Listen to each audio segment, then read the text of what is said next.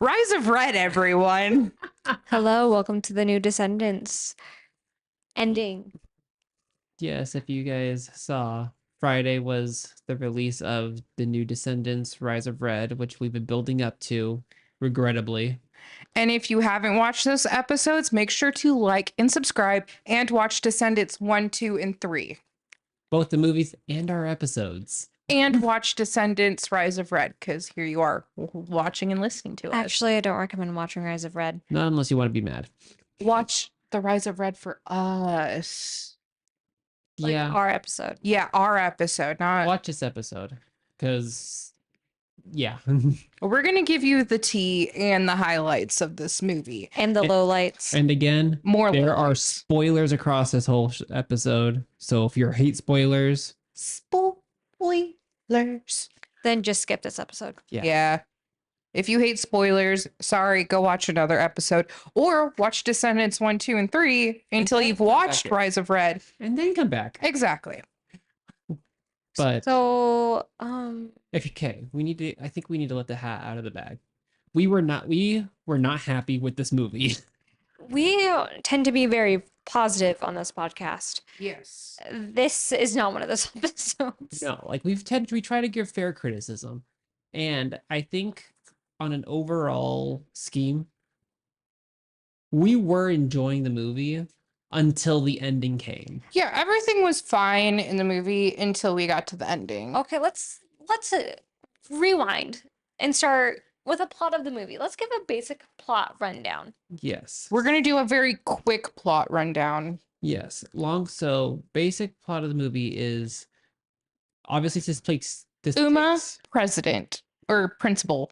Yeah, Uma Yeah. takes over as principal because our main characters, minus Carlos, are off doing. They're doing their thing, and Uma's now with the principal because Fairy Godmother's moving on, and Uma wants to shake things up. Also, I'm just gonna be mad at Descendants for a moment for making a really emotional scene about Carlos where they kept zooming in on his portrait. we'll get into that into a second because that deserves its own spotlight. Yeah. Yeah. And so Uma's like, I want Oridon Prep to be a spot for everyone. And Fairy Godmother's like, it is. And Uma's like, including Wonderland.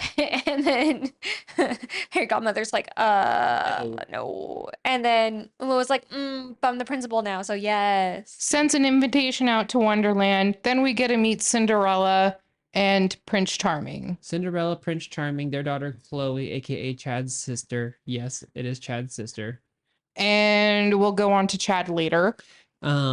We see, and then the invitation goes to Red, the daughter of the Queen of Hearts. She does some mischievous stuff Like all villain kids do. because, as we all know, the Queen of Hearts, off with your head. And then We they get introduced to the best character. come to Mad Hatter. Oridon. Queen of Hearts causes mischief, launches a coup, A violent coup. a very violent coup. They go back in time to change the Queen of Hearts from being a raging tyrant. As a gift from Mad Hatter. We'll go into that later, though. Yeah, but that's a quick summary. Yep. And then they come back, and then everything's all, Hunky-dory. yeah. And then horrible ending. Very badly and very bad ending. Okay. Let's talk about the good things. What were your favorite parts of the movie? The costumes. They had really good costumes. The special effects, some of them were really great. Okay, when I say hated favorite part of the those. movie, I'm referring to like favorite scene of the movie, Oh, favorite part of the movie. I think I preferred the whole Ella like scenes. Oh, when we got to see young Cinderella. Yeah. um, But that's just because I love Cinderella. I think that the coup was very well done. Like that whole scene. I had some pretty cool special effects where the Queen of Hearts is like, she has like these cool like magic tricks and then like with her cards and then she starts like throwing them and then they become like the card soldiers and then like they start blocking the way and I thought that was like pretty cool. I really liked the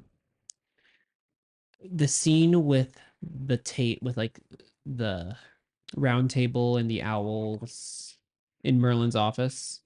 Sorry, I had to move my phone. Taylor keeps messaging me.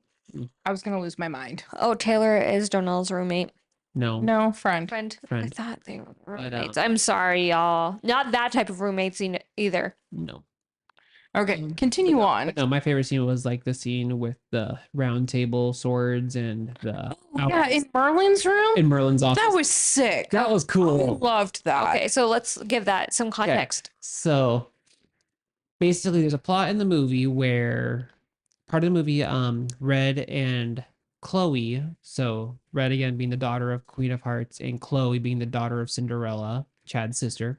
They're trying to steal this recipe book before the villain kids do, so that way this prank does not get pulled on the Queen of Hearts. And this Which makes spell me- book, I mean, this cookbook is considered a forbidden cookbook, and so it's hidden in Merlin's office. Yes, Merlin, as in like Sword in the Stone Merlin. He's the principal of this academy. Yeah, This is like pre-Ordon prep. and it's called Merlin's Academy. And so Chloe and Red go in to steal it, and Merlin set traps to prevent people from stealing like one of those like forbidden books. One of them being like, so like the actual round table from like King Arthur's round table, like there's swords on it that like come to life and start fighting with Chloe and Red. Super cool scene. And then there's these two owls that watch in, and then they leave the room to go notify Merlin. Shout out to Archimedes. And the owls are pretty much like controlling like the traps basically. Yeah. Like with the swords, and there ends up being like this conjuring of like a full suit of armor to fight them and stuff.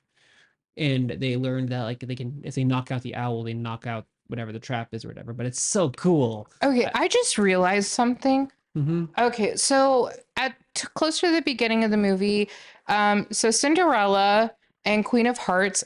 Queen of Heart is also known as AKA Bridget, but at the beginning of the movie, Cinderella goes like, "Is that you, Bridget?" And then obviously Queen of Hearts is upset because of this prank that got pulled on her of her becoming an ugly monster.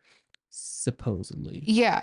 And then when they go into that room to open up the book, the VKs open up the book first and freeze, but a person with the right hands could open it, and Red opens it first. So that means in the original time before Red and Chloe went to go steal the book, that means Cinderella opened the book for the VKs because Cinderella was pure. Or like had the quote unquote right hands. Yeah. Well, yeah. So like that's the whole. So we got to let the cat out of the bag on why we hate the ending. So this movie was building its story very, very well.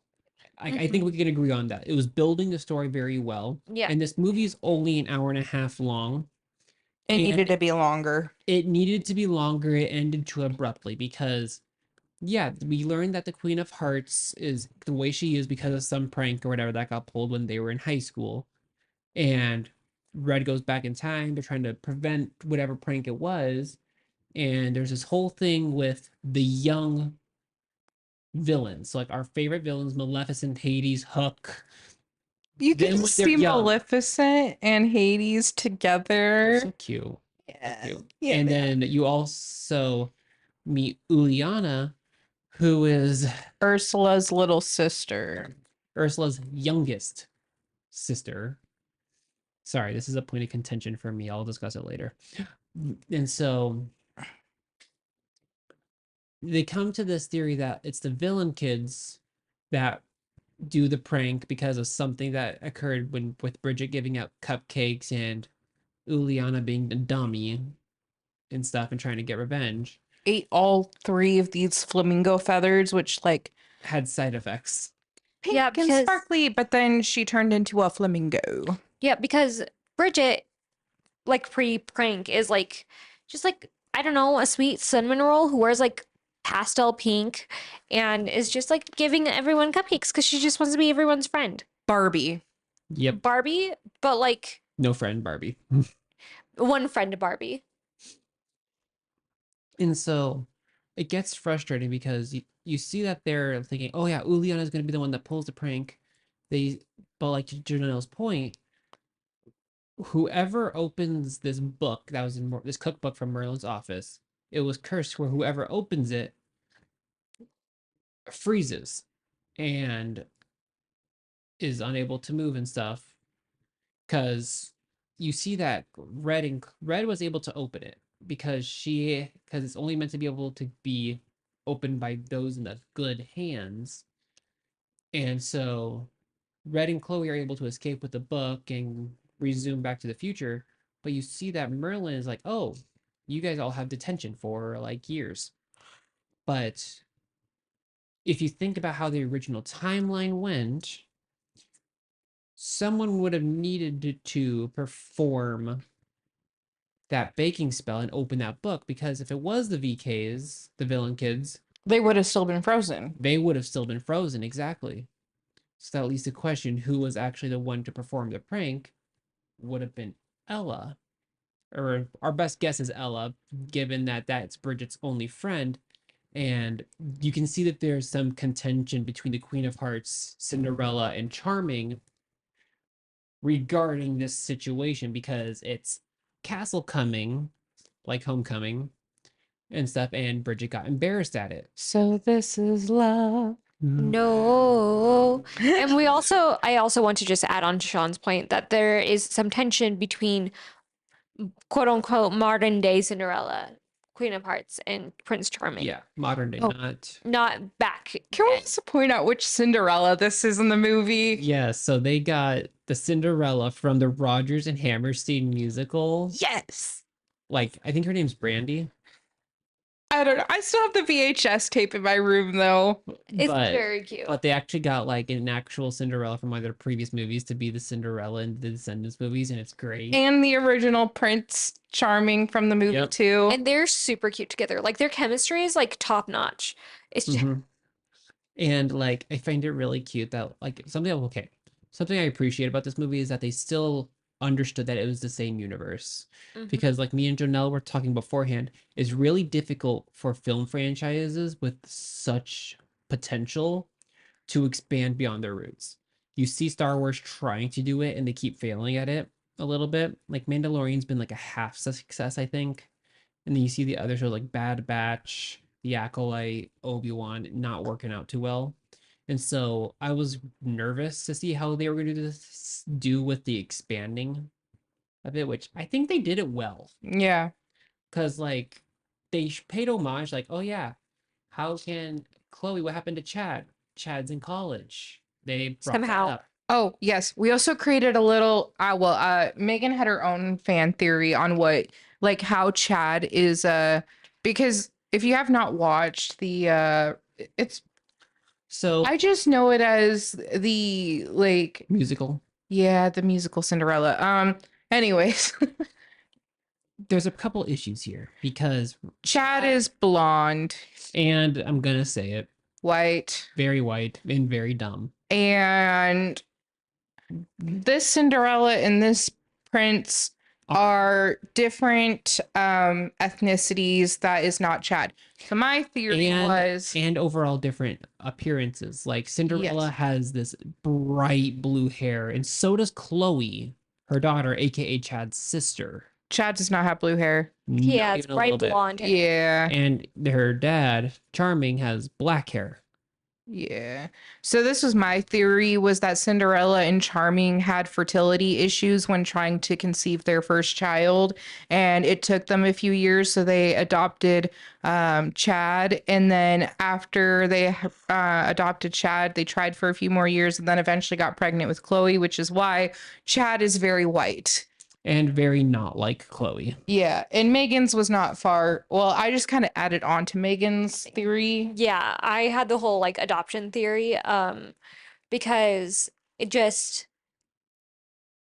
didn't make sense with like the character of who Prince Charming Yeah. and Cinderella are to raise Chad, because It made sense with Chad, before Rise of Red, because the original Cinderella in the cartoon is very white and Blonde.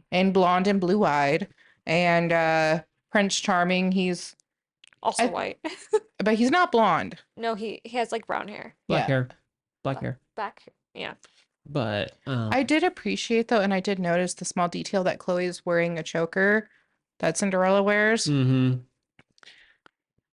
Another point, and I think it's time we bring it up. So when Uma was talking to a fairy godmother about expanding, like introducing Wonderland back into Oridon, because basically Oridon and Wonderland were like blocked off from each other, like they sealed up the rabbit hole Mm-hmm. and stuff like that, so they had no contact whatsoever. There was no way in or out, and Uma was like, we need to let them back in, we need to give them a second chance. And fairy godmother looks Well, at her and is like, hold on. I want to step in for just a second. They just wanted to give the VK the chance. yeah, so Red. Just Red. And so fairy godmother's like, are you sure you want to do this? And they cut to this wall that has a bunch of pictures from like the other movies, but there's a specific portrait of Carlos, aka Cameron Boyce, which, if you don't know, after the third movie was made and everything, he had passed away from an epileptic seizure. Mm-hmm. And so I know a lot of people were concerned how they were going to move on with him not there. And So they canonically made it so Cameron Boyce's character is also no longer with And Uma, like, specifically, like, made it clear in the movie, like, that he had also passed away. yeah, because Yeah. she says it's what Carlos would have wanted. Yeah, and they zoomed in on this picture, like, what, 5 times? They did it a number of times, and each time it got more and more painful to emotional to see, because Yeah. it's really hard. It was to the point where I started crying, and to the point where I couldn't look at the screen. And that's why I was a little upset. It just felt like, I don't know, like too much. I don't think so. I don't think it was too much, because I focused more on the main time they did it. The other times were happenstances, because changing camera angles, that portrait's there. Also, take this with a grain of salt. I'm a pregnant woman who was like very emotional already at like pre-pregnancy, post now that I'm like, oh, now that I am very pregnant, You were almost to labor apart. almost to labor part pregnant, I am very emotional. Very, very emotional. So like the first time they zoomed in on his picture, I'm like, oh my god. See, I think it would have been like maybe because I prefer the ones of, of someone who's passed away where like they're still center on the screen, but the two people are having a conversation side by side of the frame of the person who has passed away.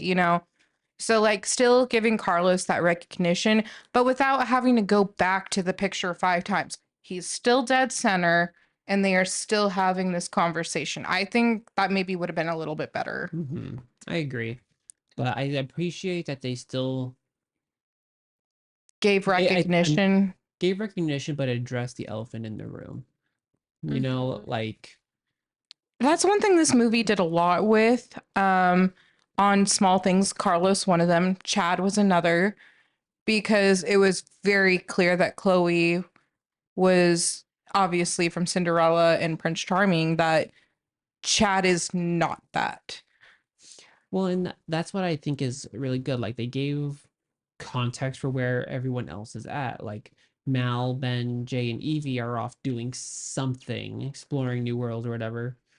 And it's like they gave reference of, no, this is Salem universe. These characters exist, are doing their thing, but we're moving on with a different story. Yeah. And Chena Ann McClain's character Uma also made comments to Fairy Godmother about like they specifically like Ben and Evie. Ben and Mal. Sorry, I was thinking. I like Evie more than Mal. I do, but that's another conversation. That like the king and queen specifically chose her as like the new principal, and that like if they did not want Uma to like bring back these other VKs to like to not to shake things up, they wouldn't have chosen her. Yeah. And so, it's like another nod to like the universe, I think. There was only one thing I was really disappointed at when it came to like nodding to where other characters were. I am very personally attached to Hook's son and Gaston's son. And they were not mentioned throughout the movie. They were not there throughout the movie, and that made me big sad. Yeah. I was excited to see Captain Guyliner. To make it clear, in Once Upon a Time, Regina continuously refers to Captain Hook as Captain Guyliner. If you want to see why, just Google Captain Hook from Once Upon a Time. It makes sense and it's a beautiful nickname. I have not seen Once Upon a Time. I am not allowed to see Once Upon a Time. Well, technically I can, but It's a long story. it's for my own personal. We've mentioned it a few times in earlier episodes. Yeah. Yeah. Okay. So since this is a new movie and everything, and we've talked about some likes and dislikes, and Oh. we'll get more into why we hate the ending, Okay. but songs. I hated the music. There was a really good way that we described it. So the three of us watched it together. Usually Shawn and I watch the movie together, and then Jonell watches it separately because Shawn and I are roommates. We live together. Your husband and wife. What? Yeah. No way. And so we decided yesterday that we're all going to watch it together. And usually if we do end up watching it together, we don't say anything. But we were so angry about it, we had to vent some frustrations about it yesterday. And so we were talking about the music, and there was only like 2 songs. that- Okay, I liked the one where Bridget was like handing out the cupcakes. That one I liked. It's a cute song. Yes, that one It's- was cute. For those of you who haven't watched Rise of Red, it's very much not High School Musical, Teen Beach Movie 2, where it's like in the cafeteria and everyone's like smile. Oh, Yeah. yeah. It's the same vibes. You liked Red. I hated Red. I liked, so our first scene of Red is her singing a song and stuff while she's causing mischief in the kingdom and whatnot. Red, red. I just found that so annoying. You see, the only song I liked was actually a reprise, and it was of like, so when everyone's invited to like for like parent Welcome Day. welcome day, Uma does a reprise of like what's my name, Uma, Uma. That was the only song out of the entire soundtrack I liked. See, I liked Red. I may have to re-listen to it and get a feel for it, but like the overall sequence of like what she was doing with the song and everything is why I liked it, because like she was mocking the soldiers, being mischievous. Like I loved the character acting with it with the song. The song itself I may have to re-listen to. I was like, in terms, But I was thinking of just the song itself. The song is annoying. Yeah, I feel like the best way to describe the songs in this specific movie is like songs that are like, okay, I get in context of the movie, but I'm not gonna like come out after watching that movie and be like, you know what song I really need to listen to? This song that Red sang, because it was such a bop. Chloe and Ella singing together. I did love that song. Oh my gosh, Yes. there's this scene in the movie where so Chloe usually talks to her mom when she like has a problem. But the thing is, since they went back in time, Chloe can't really talk to her mom. So she like in the way that she used to. So she goes up to Ella and basically is like, hey, so I have this problem and I can't really talk to my mom. So can I talk to you about it? And Ella's like, sure, I guess. But you got to help me with chores. I guess. And so they sing the song while redoing this garden, and it's really, really cute. Gotta get your hands dirty. the Hamster. song I hated the most was Loving It.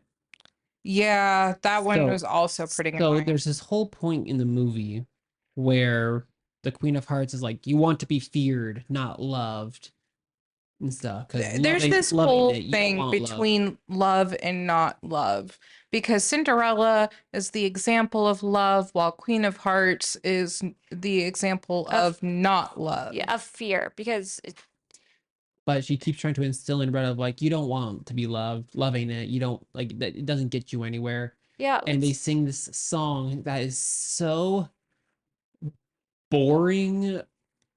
Just not a fan of it. Like, I don't even know how to explain it. Like, there's parts of it where it breaks away and they go back to like regular dialogue and storytelling, and then it resumes the song. Times where it's like they're trying to keep the song going, but they're just trying to say dialogue as part of the song. Like, it's not very well put together at all. It feels like Yeah. more like background music. Like when you're in an elevator and there's like some music going on in the background. Mhm. It kind of feels like that, but like that someone was trying to make it like a Lin-Manuel Miranda bop. Yeah, like it wasn't great, and a lot of the songs. They're also trying to rap in most of the songs. Oh yeah, let's talk about the rapping. The Listen. rapping is like drunk guy at the bar. And we say rapping. this with all the love in our hearts because I can't rap. He can't rap. I can't tell Jonell. I think I can. Okay, We're not testing this right now. Oh, Well- I was just gonna do a little joke of like with some songs that I do know. Anyways, hopefully we don't get See, the only song I know I could do is "Baby Got Back." I was just gonna do like a little Colt 45 thing. Maybe not. And like, oh, I wasn't gonna like go into like the deep lyrics of it, but essentially it's like someone at the bar and they're just going like Colt 45 into zigzags. Like instead of going like Colt 45 into zigzags, baby, that's all we need. And instead it's like Colt 45 into zigzags. Hey, it's not really like actually rapping. It's kind of like you're trying to talk fast and still be in the rhythm of the song, but you're not rapping. Yeah, it's Do you guys think this song, I mean, not the song, this movie would have been better without any music in it? Yes. I think that maybe one or two songs would have like really made this movie. I think They should have stuck to their original Descendants 1, 2, and 3 music storyline that they normally do. here's the thing.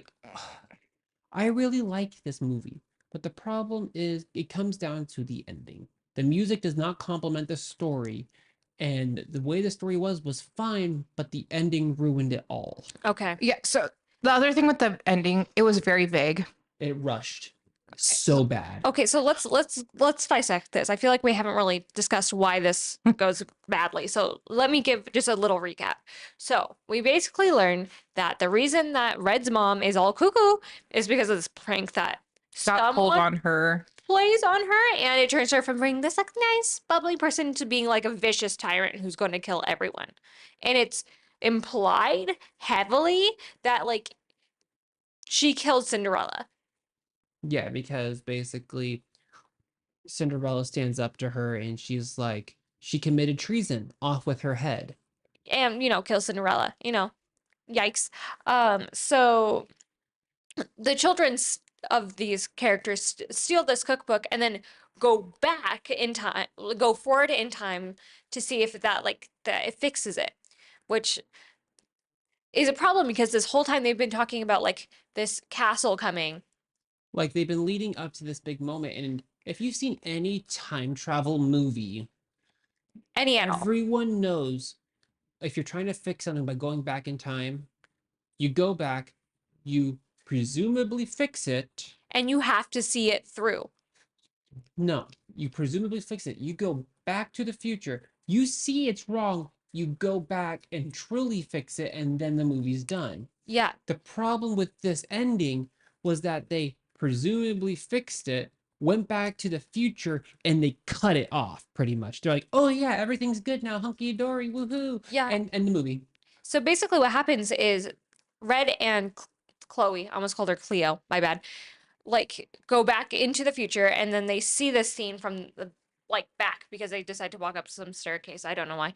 And they see that the Queen of Hearts is like in her red dress and is playing with the cards. And Red asks, Mom, what are you doing? And she says, oh, my favorite game. And the first time she said it's war, and then she starts like flicking the cards and like all the soldiers and everything came out. This time she says, oh, hearts, and like a bunch of like heart like bubbles. And she turns around and half of her dress is red and the other half is like white, pink. I couldn't really tell. And everyone's like, oh, that's so beautiful. And then Uma's like, well, I can't really add anything on top of that. Yeah, like And she has like this like change of character that was like out of the blue.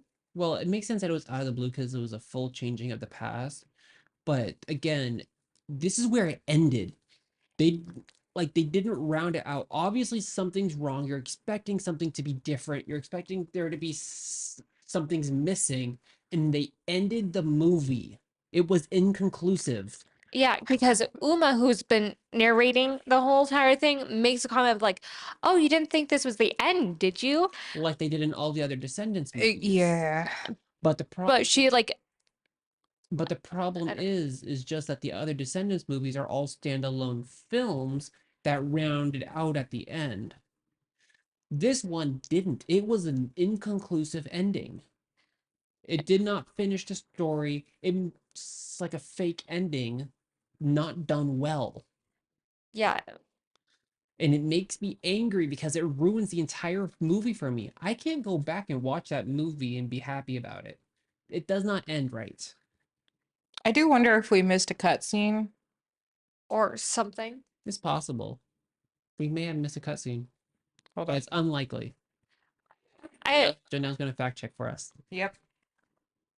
Okay, so I do have a theory about why it was so short and why it felt off and why the music felt off.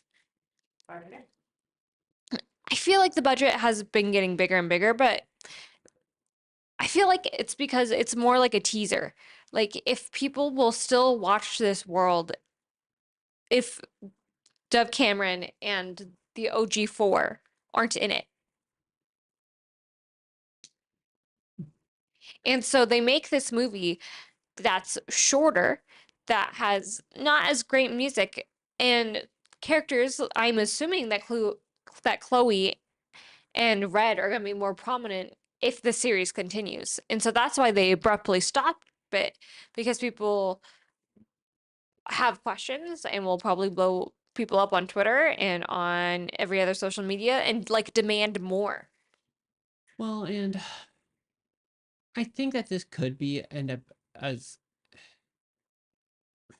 I don't know what to expect out of this. Like, I was really enjoying the movie. It was going great for what they were trying to go for, expand on this world, these new characters. Like, it had so many good things going for it, even though the music wasn't there. Mm-hmm. Like, even though the music wasn't there, have a strong issue with how crappy that ending was. Because It's it just wasn't it's not none of the Descendants movies were teased to be parts. This is like Rise of Red part 1. But nowhere in the series was that what it was advertised as. It was never a piece of a larger puzzle. It was, oh, here's Descendants. Here's Descendants 2. Here's Descendants 3. it's kind of like the zombie series where you could technically watch any one of them standalone and you will mostly get it. There might be some things here or there you're like, huh? But It'd be like if in High School Musical 3, okay, for those of you who have seen it by now, it's like if you were in High School Musical 3 and you saw the scene where Gabriella left to go to Stanford and you just saw Troy upset and that's where it ended. Like, you know, there's supposed to be more, but they cut it off. yeah, because Sorry, I just got to the point where they cut it off, so now I'm cutting through all of the credits. Seeing Yeah. cutscenes. yeah, because I'm kind of now wondering if there was a cutscene that we may have missed. It's possible. The thing is, this movie was foreshadowing the event of Castlecoming. Yep. Like Chloe was like, I just want it. She has heard the story over and over and over of how Cinderella and Prince Charming like ended up getting together. But we see throughout the actual movie, because they went back in time, that Cinderella and Prince Charming, like Ella likes him like as a person, but doesn't seem to want to date him. Nope. We know for a fact that Bridget like turns from sweet goody two shoes to pretty much evil. An evil, controlling tyrant. Yeah, Complete villain. Yeah, she like threatens to like kill a person because her portrait was sliced in half by her daughter. She doesn't know that. Um, But it's just frustrating. and let's see what else was like. We also know like that specific villains like get together or whatever, but we never really see them do anything besides, oh my God, Bridget's the worst. Oh my gosh, we're Yeah. gonna scheme to like get back at her. Well, and it points to this idea that like thinking the villain kids are the one behind the reason why the Bridget got pranked on at Castlecoming seems too much like the obvious choice. Like this whole theme that like in Ella and Chloe's song, it's all about Chloe wrestling with this idea of the gray area, you know, because she's like, we can't break into the office. That's breaking the rules, and that's not good. And Ella's like, what about Robin Hood? Robin Hood stole from the rich to give to the poor. That's a gray area. He stole. It's against the rules. And But it was for the poor. and Ella ends up teaching Chloe of like, there's gray areas. Sometimes you have to get your hands dirty and Gotta stuff like get that. your hands dirty. And if you remember from the third Descendants movie, any person is capable of doing bad or good, and it leads to this thing of like, it very, very much so pushes the idea that Ella's the one who does the prank. Yeah. Given that the cookbook needs to be opened up by someone who is Has the right hands. like who's the right hands, be needing the fact that Cinderella knew to bring up the prank. She knew about it and immediately confronted the Queen of Hearts in the future. Like it was just a prank. It was so long ago. You can't live in the past. Okay, what do you think would have drove like what bargaining factor do you think they would have given Ella for her to open that book? Because she wasn't very interested in charming. Well, she was.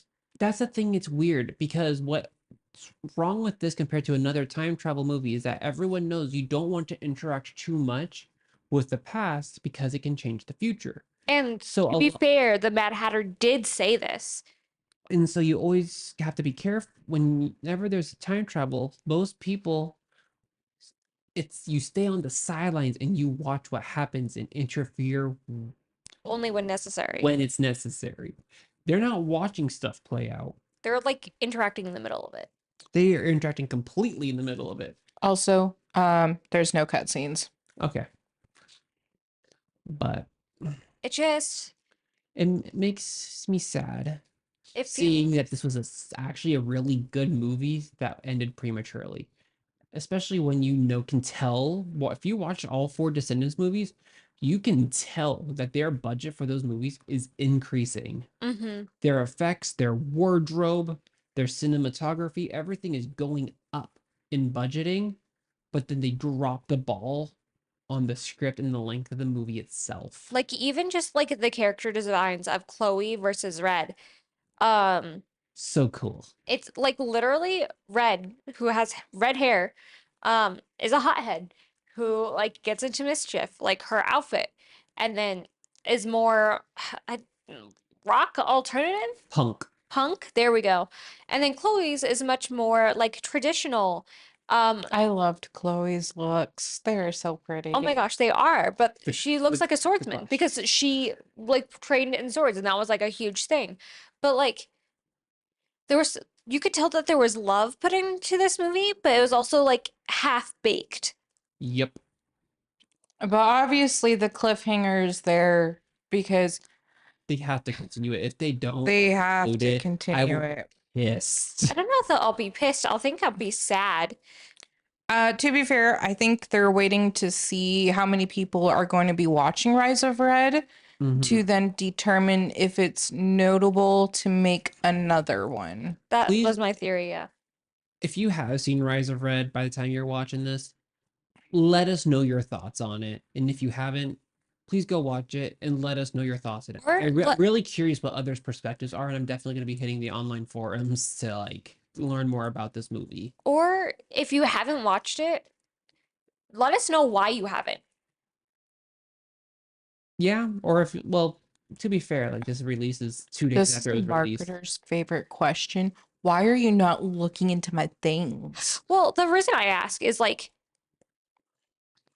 I'm trying to think of something. For example, I have a reason why I don't watch Once Upon a Time. It's one of my husband's favorite shows of all time. And people ask me all the time, why won't I watch it with, like, if it's one of the things that he loves? Because I usually try to at least watch like the first episode of a series that he loves, because he shows me these all the time. And the reason is it's about adoption, and that's like really triggering for me. So like if someone were to be like, I don't want to watch The Rise of Red because I'm afraid of like where they'll take the characters, what they will do to the world building, or something like that, I feel like that's a valid thing to talk about. Well, and I think we can all agree that like with this podcast, yeah, we largely made it to like watch Disney stuff, talk about it, have fun and stuff, but on another level, Disney's been going through a lot since the pandemic started with with whatever content they've been creating, and it's relevant to bring our voices and other Disney fans' voices to the forefront of why are we having these issues? Well, Why and is Disney media considering going the way it is? I was like, when we first started the podcast too, obviously I talked about one of my projects I was doing in school for my economics class. And at the time, I actually did look into the income disclosures of Disney. Disney spends a lot more money on making these movies than what they're actually worth. And so they're not receiving it for revenue. Like they're not making back the money, and people are not liking what they're making. Except I do think with Inside Out 2, that's going to change. Oh, Inside Out 2 was a huge blockbuster hit. Yeah. Check out our episode on Inside Out 2 if you haven't. It's really good. Was I in that episode? I But got sick. I was like, I see Rise of Red and like, of course, like any other Marvel movies that they've been making and things like that. This is just another one of those where they overspent on the budget and didn't perform. They dropped the ball on this one because, again, we all agree this was going well until the end. The end ruined it. But if there was going to be a foreshadowing, if they decide to make another movie, obviously Red and Chloe would have to go back into time and watch the dance follow through. Because they couldn't have hyped it up that much to like have it fall on its face. Well, especially since like Cinderella, like Ella and Bridget were supposed to like go to the dance together as friends. Ella shot down the prince, but we know that the prince and Ella got to get together at that dance. Yeah. And considering like when they talked, like she was head over heels with him, but she still didn't like the idea of like the whole traditionalism type of thing. So she turned him down. Well, But she wasn't opposed to meeting him. well, and Bridget wasn't interested in him to begin with, so we know it's not a best friend stole my crush type of debacle. So it makes you really curious what happened. Like, there's a lot of undertones of there's something bigger going on here, and you're not telling me. Well, and then also we see Fairy Godmother just learning to become a Baby fairy godmother. godmother. She's barely in there. Yeah. Like you're missing. There's Like Ella has to become full on Cinderella. Like, where's her ball gown from Fairy Godmother?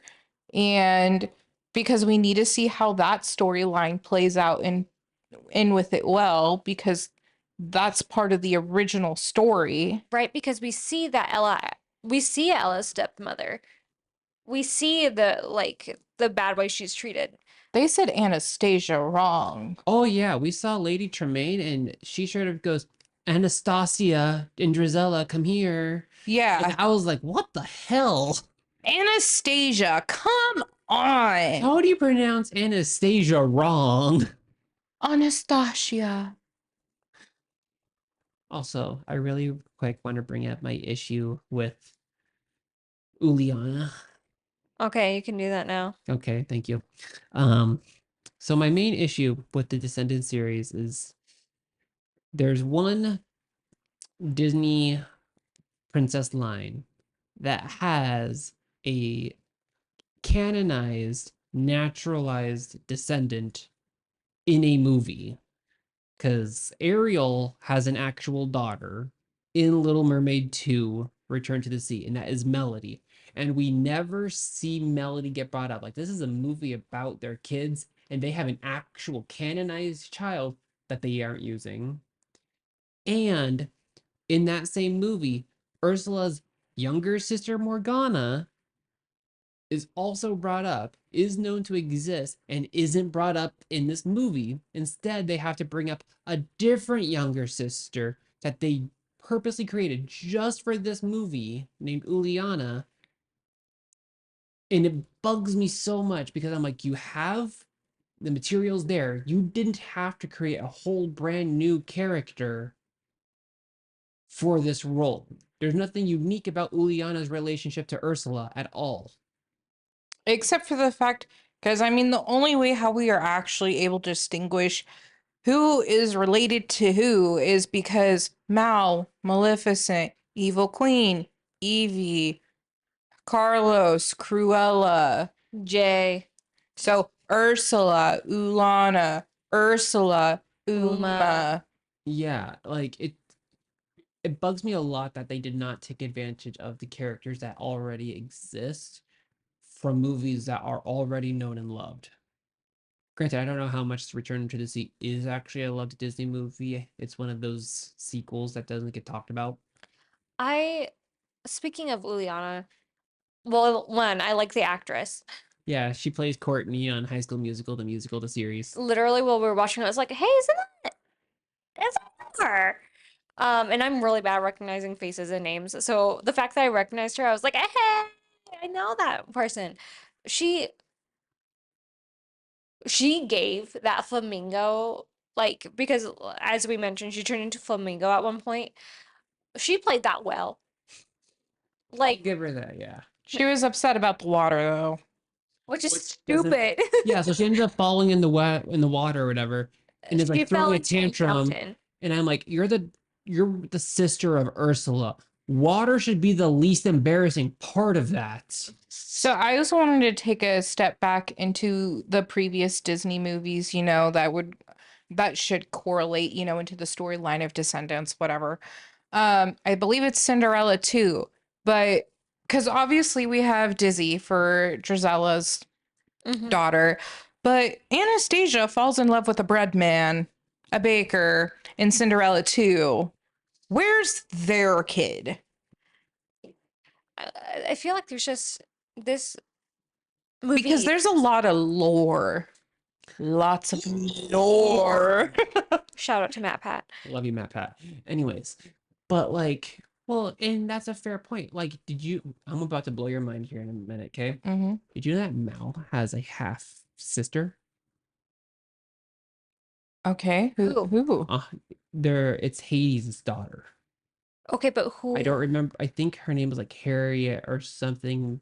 But Mal has a half sister also related to Hades. That had to be in the books, though. It was in the books, Okay.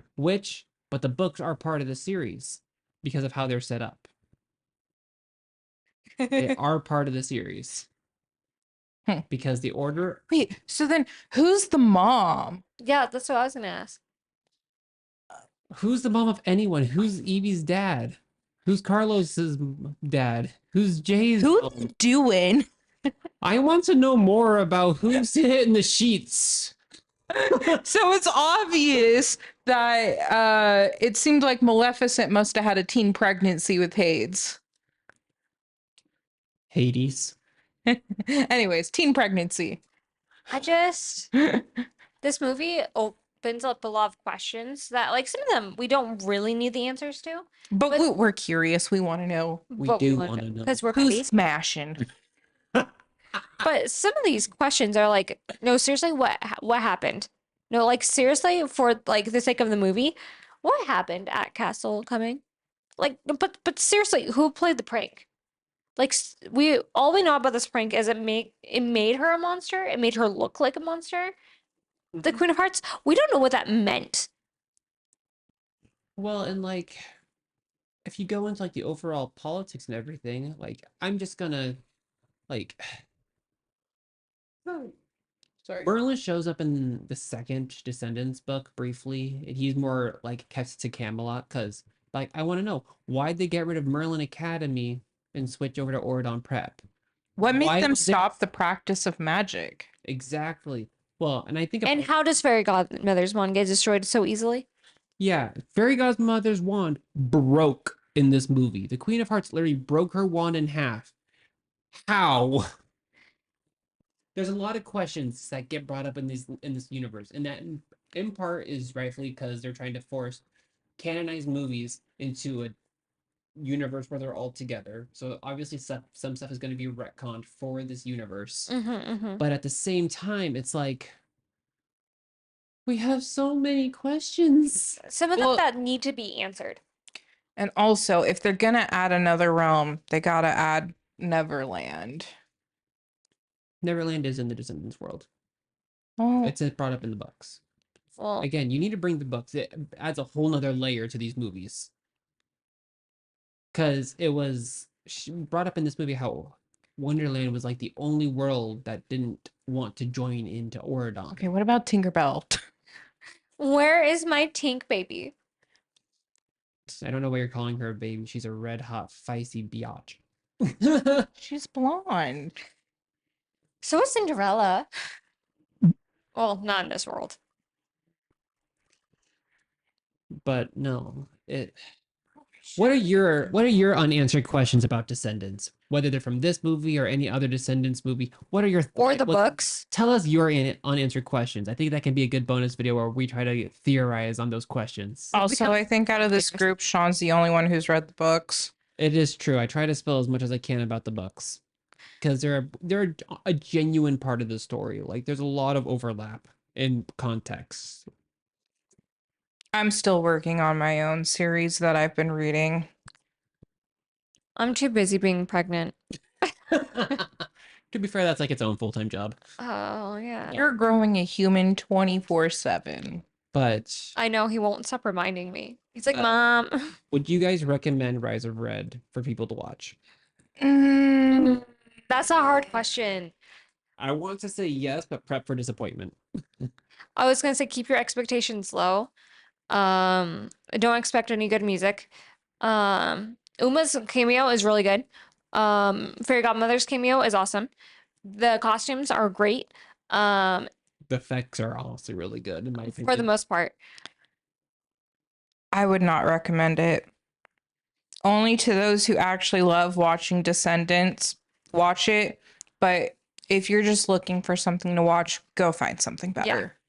Mhm. I think if you're wanting to watch a time travel movie, Back to the Future is better. Cinderella 3 is better. I was gonna say most time travel movies are better than this one. Go watch the Indiana Jones movie. Literally, most time travel movies are better Yeah, than this that's one. true. But all right, I think we guys should end our rant here. Yeah. Because I'm apparently somehow sleepy. I've been tired all day though. Bye, guys. Bye. Bye.